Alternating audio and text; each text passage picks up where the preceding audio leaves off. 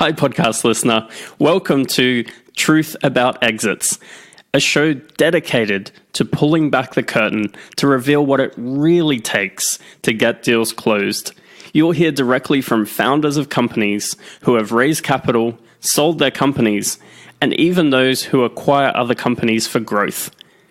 I'm your host, Corin Woodmass. I'm a deal maker, advisor, and when I'm not closing deals, I love to talk to others about their deals and what it took to get them closed.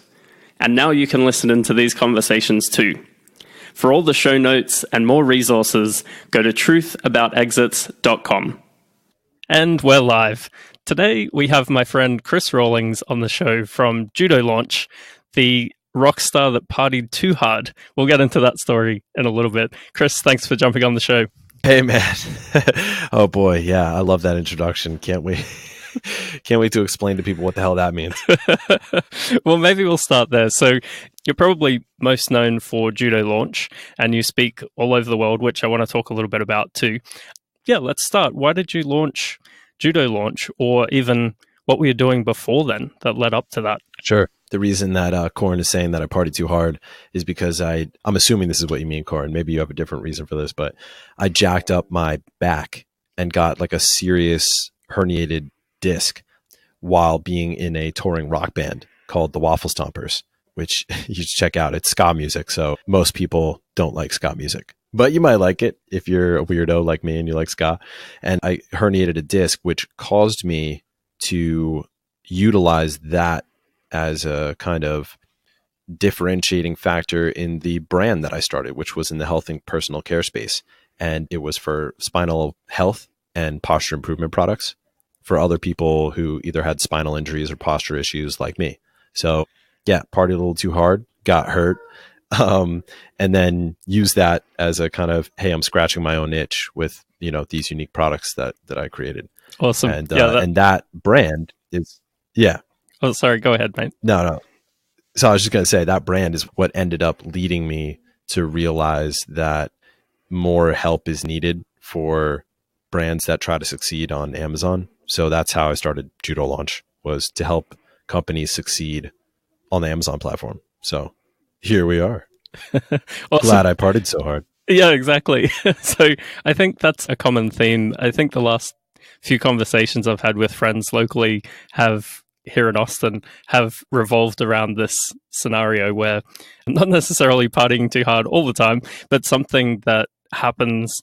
And then as entrepreneurs, we feel compelled to either make something better or fill the gap in the market. It's not a choice. You have to do it. So I thought I'd lead without telling you about it first, because that's quite an interesting story.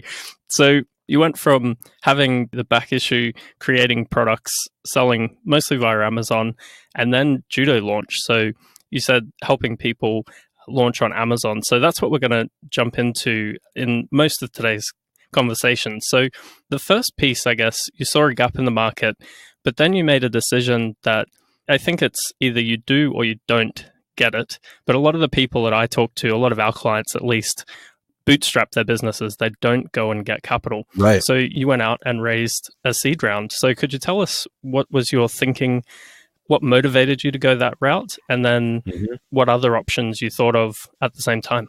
Yeah, I think, so sometimes it does make sense to raise money and sometimes it actually doesn't make sense. Like when it does make sense is if you have a large market opportunity that you have the ability to capitalize on in very quickly and in a very highly scalable way. That's how I feel. If it's like, software or services, sometimes products, but if the market opportunity is really big and you can sell it like, okay, this company could be worth $1 billion, then you have the potential to raise capital. If it's not something that's highly scalable and the total addressable market is not big enough, then it's going to be much harder to raise capital. I'm not saying it's impossible, but it'd be a very different game than going the standard VC venture capital route where you raise a seed round, then a Series A, then a Series B, then a Series C. Then, if you want to continue, you can continue all the way to IPO or, get acquired. But it's if you want to go the fast growth route, like you're willing to give up pieces of your business to make the whole business bigger because you believe that a smaller piece of a much, much larger business is still bigger than the entire piece of a business that you could have grown on your own just on retained earnings.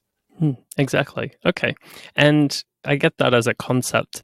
I feel like it's easier to say than implement. So Yeah. have Oh, you, dude, totally. si- It's so so, messy. so since we'll get into the mechanics of it a little bit, but since raising capital and along the way, have you ever had any moments where you thought, yeah, that might have been a mistake, or I should have done this in a different way? Have you thought about that?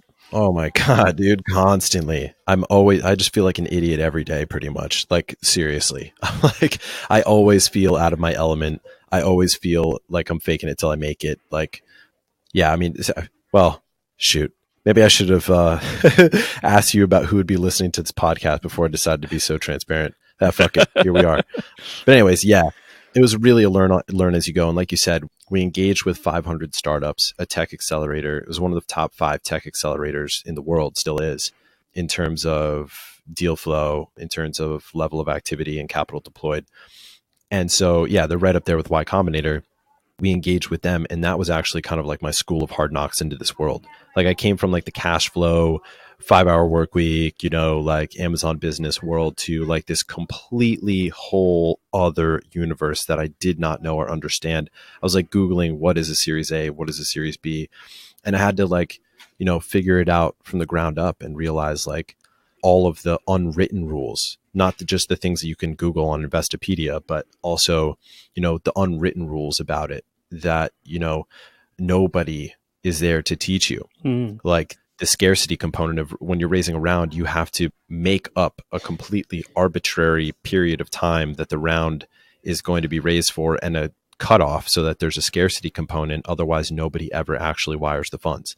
And it's like, I didn't know that. You have to like you have to decide and set your own valuation. And it turns out there's not really a science to that. Like, everyone will try to tell you that there is, but there's really not in the techosphere. People would just kind of set their valuations, and it's either from comparing to other companies similar to them in the space, or some very loose present value interpolated from projected future earnings. But most of the time it's not that. Most of the time it's like, lick your finger, stick it in the air, look around you, see what other people are doing, and then set that, or whatever the lead investor is willing to invest at. Wow. There's so many unwritten rules like this that are really not explained in YouTube videos and Investopedia, that I only learned and am now still learning by doing it. So did you reach out to 500 startups directly? Did you reach out to investors and accelerators one-to-one? Yeah. This is a really big thing that I think I sometimes feel like it's my superpower in a way, because it's whenever there is any kind of formalized process for doing something or getting into something, I immediately ignore it. That's like my first reaction. And I think if everyone did it, it probably wouldn't work. But I think everyone listening to this, since you want the X factor, should do that. Like, when it comes to 500 startups, the process is you go to their website, you apply online, you upload a deck, you upload information about your company, and then you wait for them to contact you. And if they do contact you, then you get, an interview or something. Approximately 2,000, I think now it's up to like 4,000 to 5,000 companies every batch apply to get into 500 startups. It's extremely competitive. It's like only 1% or less of companies that apply actually get into the program. So I did that process, but I also went around that entire process in a couple of ways. I reached out to alumni who had been in 500 startups, and I basically pitched them the company, Judo Launch, helping companies succeed on Amazon. And I talked to a contact of mine who knows the founder of 500 startups, or one of the founders of 500 startups, and got them to recommend me directly to one of the founders of 500 startups, Christine Tsai. So that's really why we ended up getting in, was those recommendations from alumni and from, the top down, not by applying. Wow. And that's something that is a good takeaway there. When you want something, when you decide that this is the way forward, don't let one form stop you. Go as hard as you can to Yes, get exactly what you're after. exactly. Yeah. And don't follow the rules. I think is the biggest thing is like, go use whatever kind of X factor you possibly can. Like I always cringe when people don't want to use the strengths that they naturally have because they feel like it's like cheating. Like if you have like, I don't know, really wealthy relatives or like a dad who's in politics and can get you connections to get into this or that, or you're a woman in tech and you can play the, oh, I'm a woman in tech card, but you don't want to play that. You don't want to use your dad's connections, or you don't want to be the woman who claims to be a woman in tech and, that's her only identity. Dude, screw all that. Are you serious? Use your dad's connections. Be shouting out from the rooftop that you're a woman in tech. Like, use whatever cards you're dealt and whatever cheats, God has given you. Don't squander it, man. Like, Absolutely. use the cards you're dealt. Oh, 100%, 100%. I call that the unfair advantage. And that's really what you want, is an unfair advantage. So if you have an unfair advantage, fucking use it. Why hide from it? How many people don't want it? They're like, oh, I don't want to be labeled as that, or I don't want to, I don't want to be labeled as just like a woman in tech, or again. And so I don't really want to play that card, or I don't want to, use my dad's connections. I want to prove that I can do it on my own. I'm like, what are you trying to prove? What's wrong with you? Like, if I was a woman in tech, I'd be reaching out to all the other women VCs and being like, I'm a woman, you're a woman in tech. It's hard for us women. Let's do this. If my dad had political connections, I'd be like, introduce me to that guy. He might invest in my company. I have no shame. And I feel like nobody should have shame about using the cards they're dealt anytime. Well, actually, that's an interesting point. I think some of that would be fear, because oftentimes people put roadblocks in front of themselves to say, oh, I couldn't do it because of this. So the same person with True. their connections through their parents would say, I didn't want to use them, but I didn't make this happen, but I could have used that parent connection, right? It puts you on the hook. If you go full out, lean all the way in, you're on the hook. It's either going to work or it's not. And that's scary. That's an interesting interpretation. Yeah. There's no excuse then if you, that's a really good point. Well, okay, cool. I like it. So I love the 500 startup model where they've got 4,000 or 5,000 people competing for their program. Yeah, so seriously, right? Was it worth it? Oh my God, dude, I'd do it. Yeah, I would do it all over. Same deal, 6%, everything. So they take 6% at a $2.5 million valuation. All companies, no matter what stage you are, how good you think you are, when you go and you take the same deal, it's 6% of the company, and that's it. And the amount of shares they get is calculated based on a $2.5 million valuation converted. So yeah, I mean, a lot of people would scoff at that, especially if you already have traction and, you're well underway and have good, resources and connections or whatever. But I can only speak for myself. But for me, it was massively transformational, not just because of the cap. They give you a small amount of capital in the form of a convertible note. They give you about 100K all told net. But the biggest component is the network that you're introduced to of other companies and the education. So they just school you, and it's like school of hard knocks. Like, they kind of treat you like shit. Like it's being in like military boot camp. Like they're like, you go in there every day and they're like, you think you're hot shit? You're nothing. Like it's kind of like that. But they teach you. I read they start off with sales and marketing hell week. Yeah, so sales and marketing that sounds hell like week. fun. That's right. Yeah, it's called sales and marketing hell week, and they go through distribution. It's really focused more on B2B and enterprise, although they do have some B2C companies. B2B meaning business to business, B2C meaning business to consumer. So if you're enterprise focused and you're selling to businesses, that's a B2B. If you're selling to consumers like a Amazon business would, that's B2C. So they're mostly focused on B2B, and most of their content is about how to sell to businesses, which is good because that's what Judo Launch does. It sells to e-commerce businesses. So they teach you all kinds of stuff about distribution, distribution channels, how to, run an enterprise sales process and sales cycle, everything, how to structure contracts. They have specialized seminars on different specific paid channels like Facebook and Google. They have, but okay, so that's one portion of it, right? The sales and marketing. Then they have the entire portion of it that's all about how to fundraise and running a fundraising process, and how to get a term sheet written, and how to build an investment deck, and how to do a pitch, and all of that. That's a huge component, a big part of the process as well. Wow. Okay. So there's definitely a ton of value that they provide on top of the seed capital and Oh yeah, taking it's 8%. all about that. Yeah. Okay. And do they actually provide some services as well, or is it training and then you still need to engage other people to do those services? No, they don't really get their hands that dirty. They do have like EIRs, which is short for entrepreneur in a residence. It's like a residence DJ, but way less cool. And they have those people like who are like ex entrepreneurs themselves, who have had their own successful exits, etc., who are in there to kind of guide you and help you, with this stage of the growth of your business.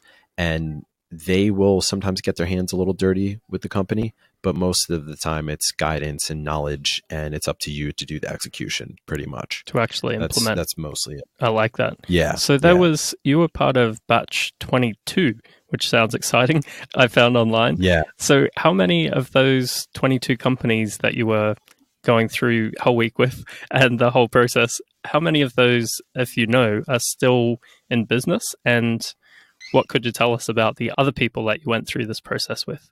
Yeah, well, so a good portion of them are succeeding. We stay in contact with one another and like keep each other updated on the progress of our businesses. I know a couple of them have already gone under and don't exist anymore. A couple of them have transformed or pivoted and are either kind of eking along or, slowly growing. And then there are a couple of them, just a small handful. There's like 3 or 4 that I know of that are really just rocketing. And there's probably more than that I don't know of.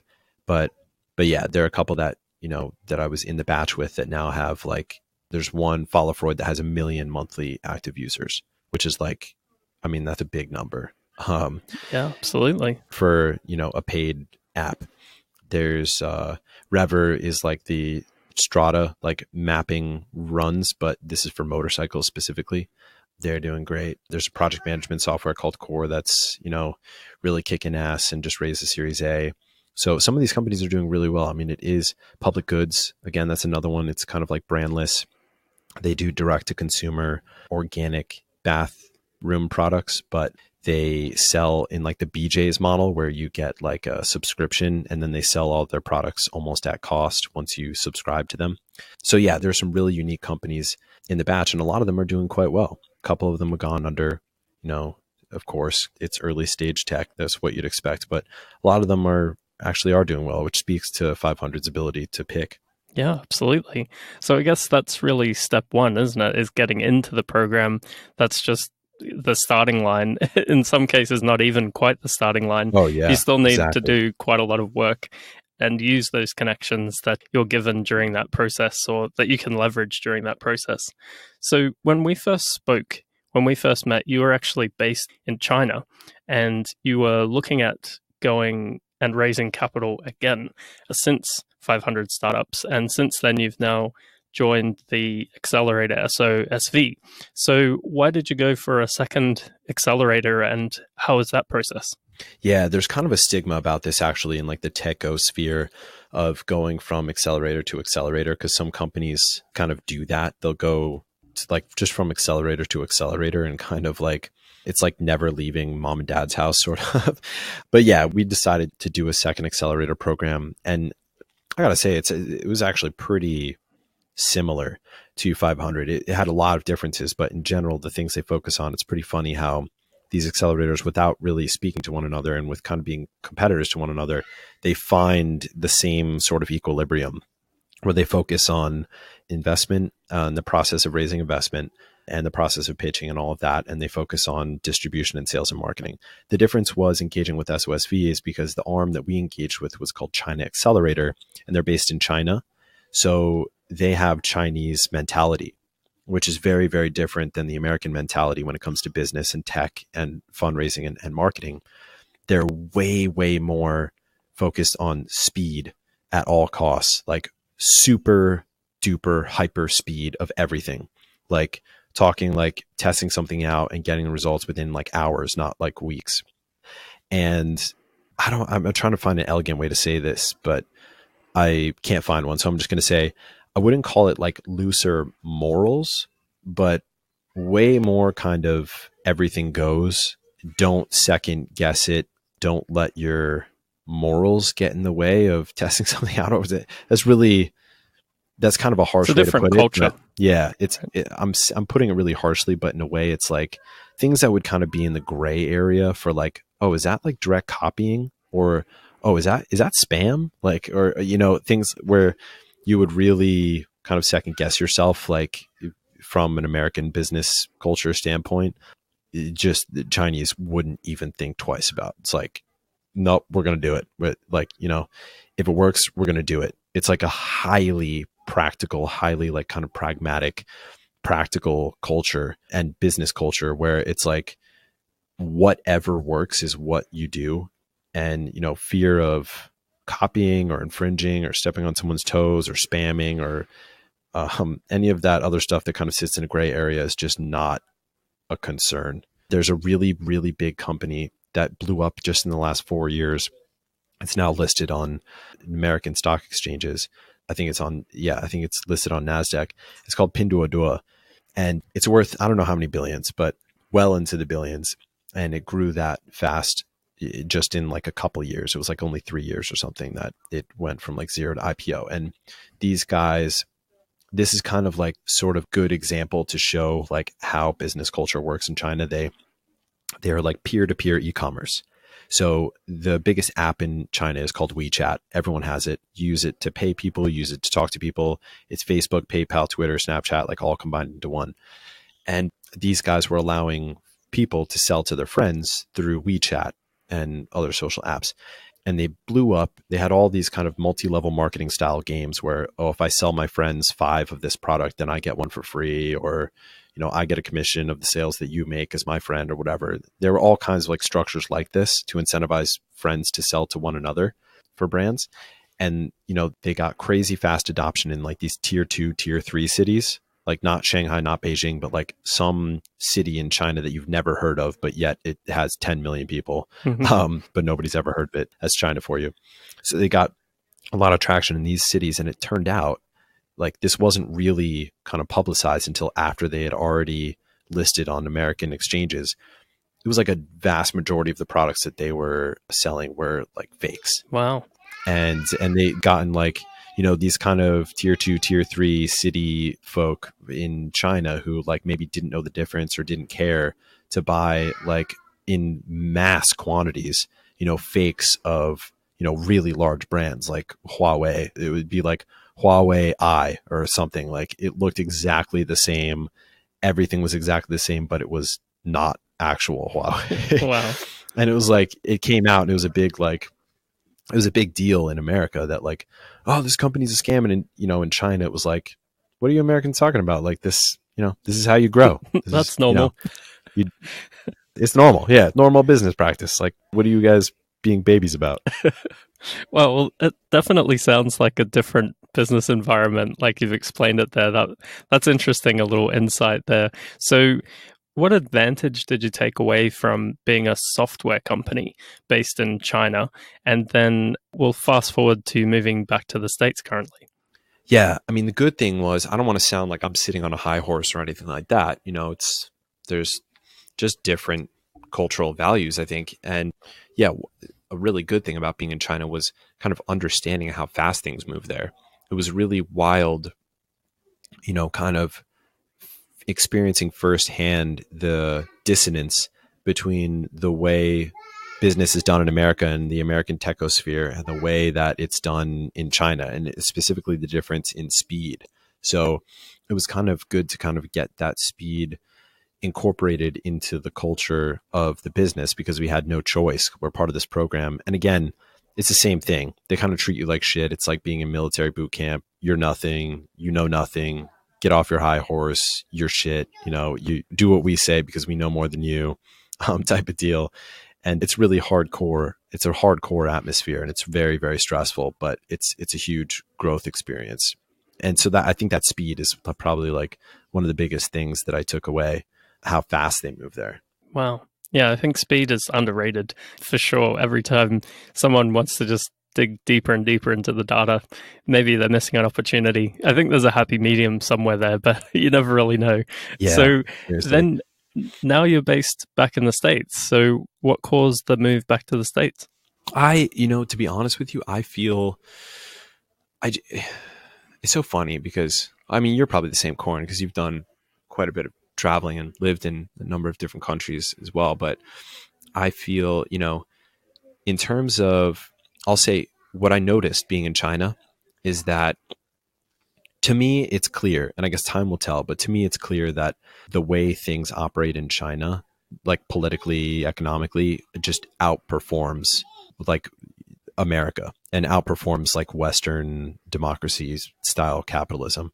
The, quote unquote, communist capitalism that China has engendered, it's nuts, but it seems to turn out that like a totalitarian government and environment outperforms, this more free, laissez-faire kind of economics that we operate on in America. Because I just saw firsthand how fast things go. It's like, in China, they say, it's funny, like they have a saying that like, well, in America, when a politician says something, everyone says, "Oh, well, that's not true." Like if they make a promise or say they're going to do something, people are like, "Yeah, right, whatever." Another promise by a politician. In China, when like a politician says that something is going to happen, everyone's like, oh, "Okay, well, that is what's going to happen now," because it always does. Like they just make plans and there's no one to stop them from doing things, and they just do it. Like they have total control, and therefore they can move extremely fast. So that was kind of a crazy thing to see how quickly things move there. I felt going from China back to America, like going from Shanghai, I was living in Shanghai. So going from Shanghai, which is like the New York of Asia, back to New York, the New York of America, it felt like I was going back in time. Like, still paying for things with cash, have places that don't accept card, even using card. Like in China, no one's using their card. They pay with WeChat. Like everywhere you go, there's like QR codes. Even like hobos on the street and street bustlers, like they have QR codes hanging around their neck and you can scan it and pay them via WeChat. It's No like, way. yeah, like even street buskers and everything, like, some lady on the side of the street selling coconuts or something, she'll accept, digital currency and WeChat payment. So the adoption of technology is just so rapid there. Like if you were to get middle America to adopt, like if you were trying to get middle America to mass adopt a technology or a new app, it's like, good luck. Like in China, it's like everything is digital. Every man, woman, and child, has at least one phone, if not two or three, and just operates everything inside it. So yeah, I mean, they're just blasting past economically, I'll say, just in that realm, they're just blasting past everyone else. So yeah, coming back to America, I came back because the quality of life to me, I just prefer like the kind of, and I mean, you can find microcosms anywhere you go and your own community anywhere you go. So I'm not saying I wouldn't go back, but I think generally like I do value like freedom. I wouldn't call myself somebody that values privacy like particularly, but in China, it's like anything you write is like recorded and like, can be read or played back to somebody at some time. And if you say something bad about the president or the government, like you'll get your account suspended or shut down. I don't dig that. That is not cool to me. It might outperform economically, and I think it will, but as an individual, I don't dig it. Sure. Yeah, I think there's pros and cons. I've spent quite a bit of time in Vietnam over the last 6 years, and although I haven't been there in almost two now, but I've spent a little bit of time there, and I see kind of similarities. I haven't spent a ton of time in China, but I loved over there that people would choose to work instead of sit back and just relax. Like housewives would be bored, so they'd open a shop. And the lady who helped us find a house to lease, she was working three jobs. One was as a real estate agent, one was as a restaurant, working a restaurant, and actually she was a student as well. So she had all these hustles going on. But then, yeah, there's that layer of freedom that's missing. So, yeah, I can see how that would get to you over time. And the more you kind of get into the culture in a foreign country, that's when it really comes up once you really know what's going on, right? Yeah. Yep. Exactly. Yeah. Once you really integrated, because I was living there for a year, well, just under a year, just about a year. to me, I feel like that's enough time to integrate and really understand what's going on. Even though I do have to admit, I hung out with a lot of expats while I was there. It was locals and expats, but more than half of the folks that I like hung out with on a regular basis were expats. So yeah, I do have to admit that. But yeah. Wow. So the coming back to the accelerator side of things, so the second accelerator you went through is now over. So you're back on your own again, I guess, running a business. So what's changed since going through two accelerators, and what do you need next, or what are you focused on next? Yeah, so after we left SOSV, that's when we started to raise the seed. And so, yeah, just completing that close and then, yeah, implementing everything we learned and everything that I've learned to grow as a business is next. And there's definitely no more accelerators in our future. I plan to suss this out. And to be honest with you, Corin, I'm like, my attitude, I mean, you know this because you and I like have had like pretty deep bonding, unexpectedly deep bonding sessions, me and you, which I fucking love. And that's why I hope we link up in Chicago at iRise next month. But yeah, to me, this whole thing has been, I've been making choices from these businesses from the standpoint of learning and growth foremost, and the money and specifically like the near term and immediate money and direct financial impact on myself second. Like every decision that I've made has been with that set of values first. So I've always, if it came down to keeping more of the company or taking more money out of the company versus giving more of the company away or putting more money back into the company to grow it and allow me to have a new experience that I'll take with me for life for how to grow companies in these different ways. I had the bootstrapped experience with the brand and had the VC experience with judo. And I view it as like college on steroids. And I'm 31, so I wouldn't call myself young, but I'm definitely not old. And I'm still like, the cool thing about business that I think you and I have already like bonded over is the fact that, if you're an athlete, you peak when you're like, I don't know, 23 or 24 or something like that, right? If you're an entertainer, you peak in your 20s, maybe your early 30s. If you're an actor, same thing. You peak in your 20s, 30s. If you're in business, you don't peak until like your 60s. Like you're like running like full bore with all of the knowledge and successes and failures that have made you, the business person you are in your 60s. Like your 50s and 60s are like your prime. Like that's awesome to me. And it like with the saying always ringing in my head that I can't remember who said it, George Washington or Abraham Lincoln or someone, I think George Washington. If you give me an hour to cut down a tree, I'll spend 50 minutes sharpening my axe. That's kind of the standpoint that I've had. 100%. I'm like, whatever happens with these businesses, if they freaking, go bankrupt or if they become, billion-dollar businesses, that's secondary to me learning the art of growing a business and growing a team and motivating a group of people to accomplish a goal and solve a problem. Because then I know once I have that tool set built into my mind forever, and you can never take it from me unless you like give me a lobotomy, then I can use that skill set to grow businesses, solve problems, make money, be free, and, have impact for the rest of my entire life. Wow. I love that, dude. That's awesome. It's rare to find someone at 31 that thinks like that. So you've obviously gone pretty deep in some peaks and valleys there to understand that. In our space, with some of the people that I come across, I definitely see a trend of, I forget the term for this. It's not survivor's bias, but it's the opposite, where you have one success and you think everything you touch turns to gold, right? People that succeed in spite of themselves too early, or really have very little to do with that success, then turning around and expecting the world to be a certain way. So, and not realizing that maybe it was timing, maybe it was a marketplace that was driving a lot of that growth, right? So being from the get-go for is companies you're talking to for sure. Yeah, absolutely. Yeah.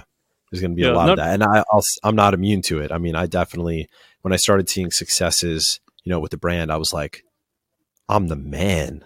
I'm so smart. I had to get beaten down a couple times and run into cash flow issues and have to take out a bunch of credit cards. And I borrowed money from my dad at one point. And yeah, like you said, a lot of peaks and, high peaks and low valleys, end up giving you that cool, settled, humble, confidence. That's like, okay, I can move forward with confidence, but I'm not going to be reckless about it. I'm going to do my cash flow projections. I'm going to do my due diligence. I'm not just going to run in guns ablazing, with a blindfold on, shooting out Rambo style.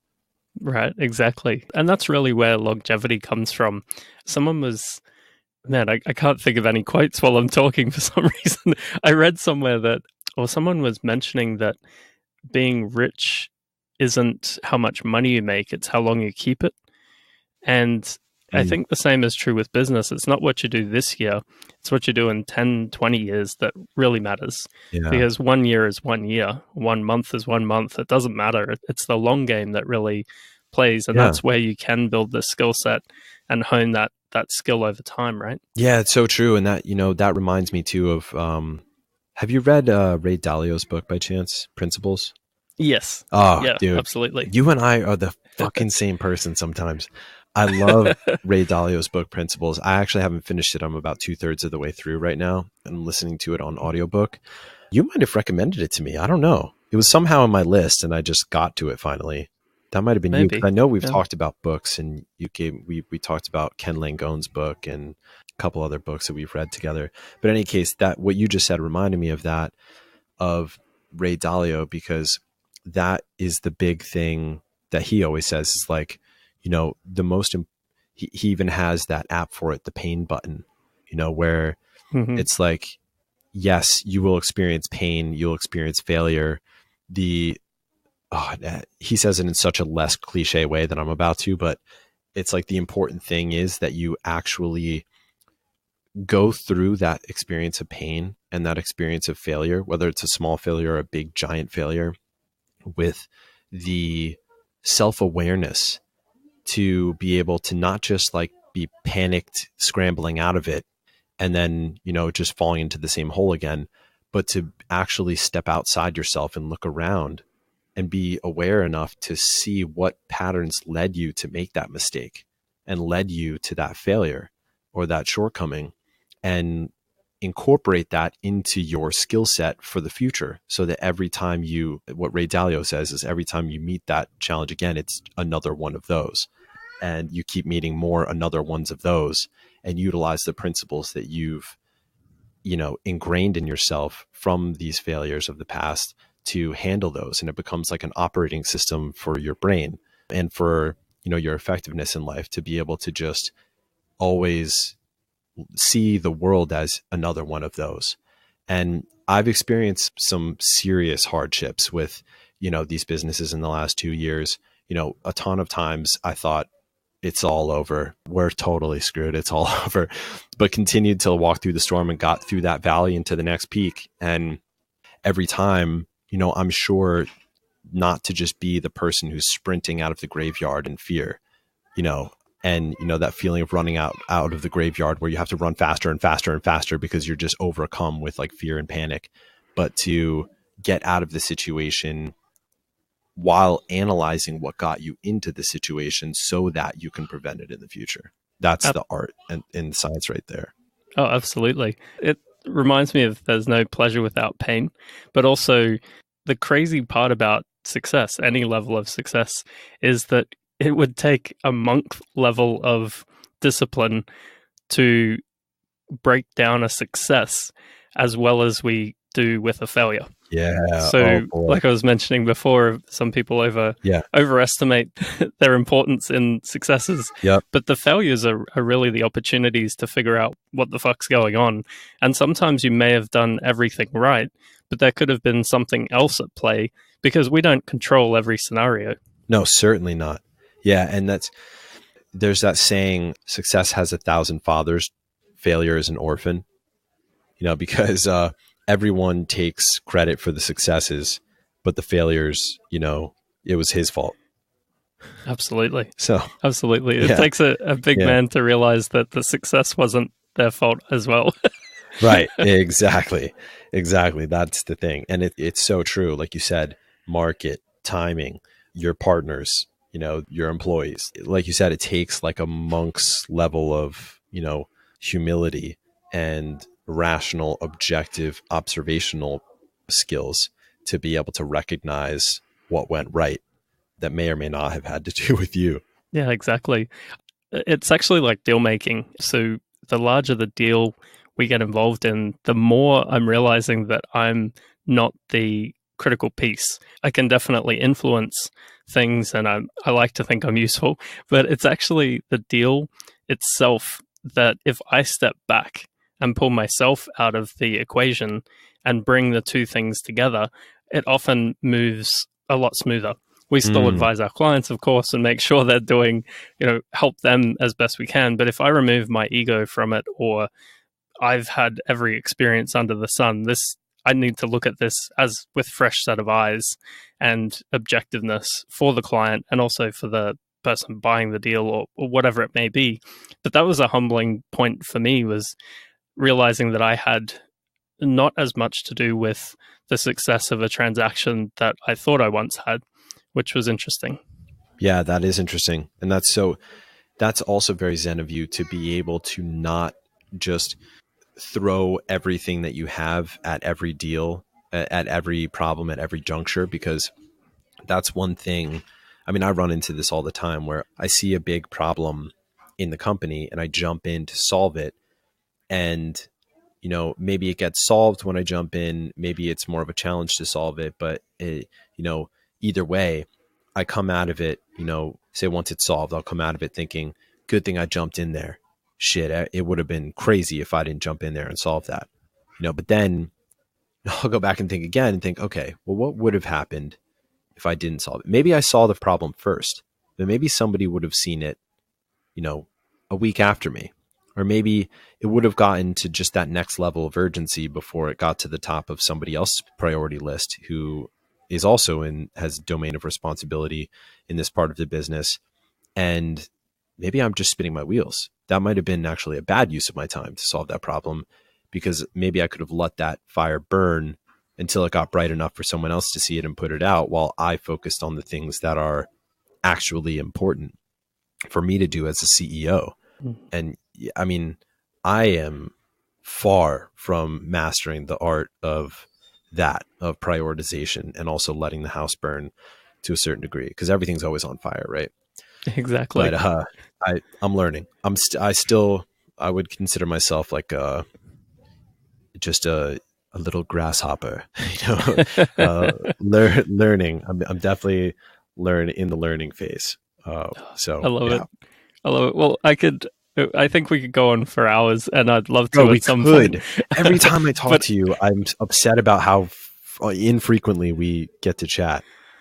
Yeah, exactly. I think you're one of maybe two people that I would consider a good friend that I've never actually met in person. So we'll have to make that happen I at know, some point. isn't right? that true? Yeah, because like in this space, like everyone calls everyone friends. And I remember when we did our podcast, I was like, yeah, but we're actually friends, me and Corin. Like Right. that's a person that I would call a friend, not somebody who I shook hands with at a conference. But yeah, dude, we got to link up somewhere in the freaking world Definitely. sometime. Definitely. We're going to make that happen. I really hope it happens in Chicago. For sure. We gotta do it. Absolutely. Well, I do have one more question before I let you go. Do you still have time? I know we've gone a little over here. Yes. Cool. So, Yep, I already texted my next meeting. Oh, perfect. Okay, so last question for you is, if you were to go back and talk to young Chris, I don't know what's smaller than a grasshopper, mini grasshopper, before you started raising capital or going out, to accelerators, what advice would you give yourself? Okay, I would. So I've actually been doing a lot of thinking about this recently, that very question, asking myself that. And there are two main things that I would impart the importance of to myself and would want me to change. I mean, I'm sure that I could go on forever, but really, I would have going through these accelerator programs, like I said, they're focused on marketing and sales, like you said, marketing, sales, hell week, and investment and fundraising. They assume that your product is already done. It's already the best, that there's no work on product at all.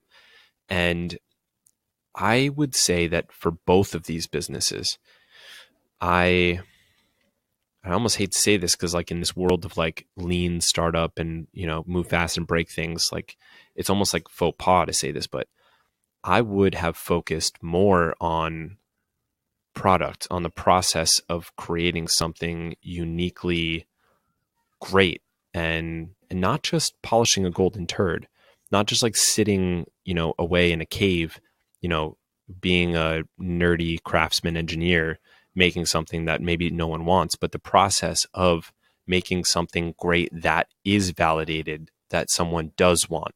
So it's both great and it's something mass marketable that people actually want. Like that is an art to be able to create that.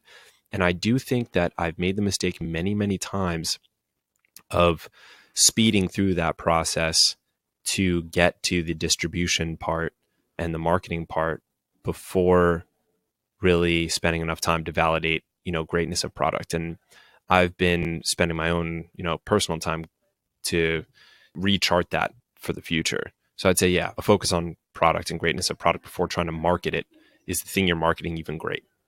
That's one thing I would say. And the other major thing that I bet you run into all the time, Corin, maybe not, but because maybe most people out there are much smarter than I am in the business realm. But the biggest thing that I wish I would have done a lot more of is straight up just boring old cash flow projecting and cash flow management. Much more time accurately projecting financials and projecting key performance indicators and traction metrics out, and cash flow specifically, and things that will affect cash flow. There are way too many times that I ran into problems in both the physical products business and in judo where, we ran short on cash unexpectedly, and that shouldn't happen. You should see that happening a mile away, not just run into a brick wall by accident. And, the number one reason companies die is because they run out of money. So, if you can see that ahead of time, you can take the action that's necessary for you to get through that tough time, because it only takes running out of money once for you to die in this world. It's like, money is a company's oxygen, and you can't, no matter how strong you are, you could be swimming to an island and, you could be the most fit guy in the world, but if your head goes underwater for more than 5 minutes, you're dead, no matter how strong you are. Absolutely. So yeah, I would say I would focus a lot more on that as well. Well, I've got great news for you, mate. Everyone in the world isn't smarter than you. I'd say probably 2 to 3% of people we talk to really know their numbers. Okay, good. That makes me feel better. It's probably the most important part, other than product market fit, is actually making sure you can still pay the fucking bills. Yeah, seriously. Because you need to play a little bit of defense, and budgeting and planning is defense. So it's not all about top line sales, more sales, more sales. It's how much money do we have? How long is it going to last? And what are we doing to improve that situation? Yep. So it's often a tough thing, and something that we want to hide from, really, because no one really wants to talk about their books, right? Everyone wants to talk about revenue or how many staff they have or how many users in software. It's not about how much money you're actually making. Are you even profitable, right, to go do that next pitch? But if you are profitable and you have a clear path to more profitability, the one thing that all investors want is somewhere to place their money that'll get a better return than their other opportunities. And new startups, that's a risk. It's fun and exciting, but if you can show someone, here's what it takes to the cost of acquiring a customer, here's how long they stay, here's how much profit we make on that person, I need $1 billion to go make more of that, you will get it. Oh yeah. If you give me a machine where I put $1 in and $1.20 comes out, I'll keep putting dollars in all day long. I'll sit next to that machine all day and all night. All day. So yeah, absolutely. Yeah. That's it right there. Absolutely. Yeah, I love that. And thinking about product a little bit more, I agree. You don't want to be in a cave on your own doing this. You want to be with your actual customer. Yes. So that would be the one one critical thing. And you can't just optimize forever. Then you don't have a business, right? Exactly. It'd just be you crafting something that a few people thought were cool. So there is a fine mix there, but I think that's some really good advice that we could pause there. So I didn't even get through half my questions, so we'll definitely have to do this again. We should. And hopefully in person next time. Yeah, oh man, that'd be great. Yeah, because last time you were in the city, I wanted to get you in to do the recording in person at our office in the city. But you sent me a random text without saying who it was from. You're like, wait, who's this guy that wants to eat sushi and record? Yeah, what is this sushi thing? I had a new number, so I just assumed it was someone else. Yeah. I didn't even see the WhatsApp message till later. But talk about anyway, that Rambo style. Absolutely, of course he knows who I am. Who else? Awesome. Sushi? Right, exactly. Well, we'll definitely make that happen. But Chris, how can people get in touch with you, or do you want people to get in touch with you? Oh yeah, no, totally. I totally would. They can just email chris@judolaunch.com. That's my email address. So that's the best way to get in touch with me. And yeah, so that's the best thing to do. Just awesome. Email that, goes right to me. Perfect. Well, thanks so much, Chris, for jumping on the call. I appreciate every conversation we have, and hopefully the listeners got some value out of today's call as well. Absolutely. Oh, but by the way, can I just say what Judo Launch does? Is that please do. Yeah. Absolutely. Okay. So, yeah, just in case people are curious. Yeah, so I mean, Judo Launch is both software and services, but I think like to the audience that we're speaking to right now, like the relevant part is we take on the management of entire Amazon accounts, and kind of one of our claims to fame is we do it in Europe too. So we take over the active management of the account, including the listing creation and optimization, the customer service, the PPC management and optimization across markets. So yeah, so I mean, we actually speak a good amount to companies that do the acquisition of brands and then, need someone to grow them and operate them. So if awesome. they're lacking capacity. So that's something we get asked. Just wanted to throw that there. Yeah, that's something we get asked quite a lot actually, is how best to take over and manage deals after the acquisition. So we'll definitely refer them across to you. But one question I get quite a lot, and as the advisor in the equation, I think what we say sometimes is taken with a few heaps of salt. As an operator, as a service provider, how long does it take for you to get up and running on a new brand? And obviously that's how long's a piece of string, but could you give us some metrics of how long it takes you to get a handle on a business and be able to actually manage it? Yeah, no, that's actually, it's a relevant question. That's like one of the top things that we get asked, like how long until, we're up and running and seeing results, because we typically do like an account analysis to see like, okay, what is the state of things? What needs to be optimized from a listing perspective, from a, Amazon SEO perspective, from a PPC perspective, and then what needs to be changed in order to move the needle with, the current line, or at least the current line of, or number of SKUs or ASINs that we're managing. And it's typically like 4 to 6 weeks before you can really see the needle move. There are small tweaks that you can do like immediately.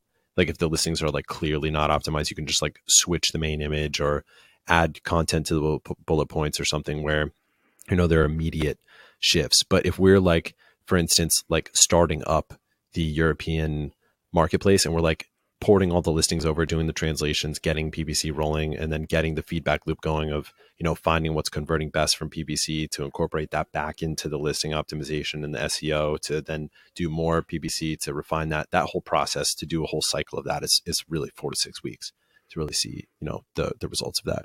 Wow. Okay. That's interesting. And, I say this with a little bit of jest, but often I see people wanting to come in, acquire companies and assume they can do better than the current owner.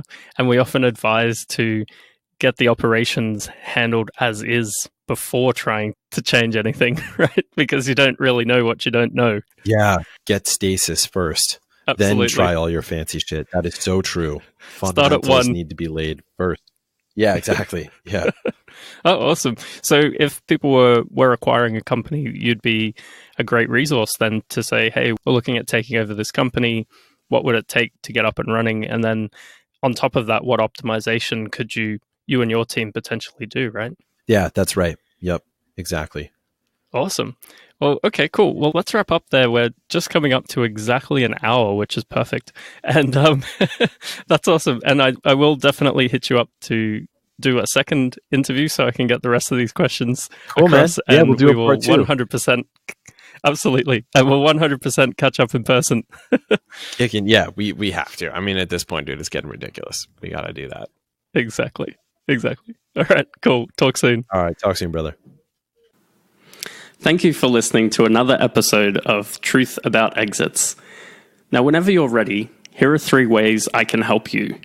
If your company is doing between 10 to 50 million plus in revenue and you want help to plan your perfect exit to achieve the highest value and best deal terms possible, or if you'd like advice on acquiring other companies to continue to grow your company, we can help. Go to truthaboutexits.com/consult. There you'll see a simple form to tell us a little bit more about you, your company, and your goals, and my team and I will take it from there. So go to truthaboutexits.com/consult. The second way I can help is become a guest on our show. If you've had a successful exit, you want to share your story, or if you're actively acquiring other businesses and want to share your criteria with our audience, go to truthaboutexits.com/guest. Let's connect, and I'd love to talk to you. The third way I can help you is one of my favorite things in the entire world is sharing the Truth About Exit stories with other entrepreneurs by speaking at events all over the world. So far, I've had the privilege of speaking at events in the US, Canada, UK, Spain, Germany, Ukraine, Czech Republic, over in Asia, China, Hong Kong, Thailand, and even Australia. If you would like me to speak at your next event, go to truthaboutexits.com/speaker and tell me a little bit more about your event, and we'll go from there. Thanks for listening, and I'll see you on the next episode.